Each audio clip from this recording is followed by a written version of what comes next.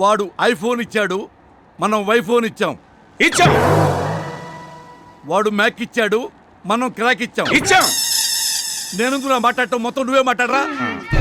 నేను ఉంది సంక్రాంతిగా పోరా. చెప్పు తీసుకోడతా. బుద్ధి లేదా నీకు? ఎప్పుడు పడితే అప్పుడు ఫోన్ చేస్తావు. సార్ మన కంపెనీ గురించి నాకు తెలుసు కదా సార్, మళ్ళీ నాకెందుకు చెప్తున్నారు? తమ్ముడు గాలి సుధీర్, అన్నీ తెలిసిన వాడివే, మరెందుకు జపాన్ కంపెనీ వాడితో అలా మాట్లాడావు? నేనేం మాట్లాడాను సార్? గుర్తులేదంటరా? నువ్వు కూడా జపాన్ భాషలో హద్దిలి, పోడియా, తడికిలి, తొండి, తోడికి, పత్తిలి, కూడిదా, కలిగిలి, తండ్రి ఆపండి సార్ మీ బూతులు. ఇవి నేను నిన్ను తిట్టినవి కాదు తమ్ముడు, నువ్వు జపాన్ కంపెనీ వాడిని తిట్టినవి.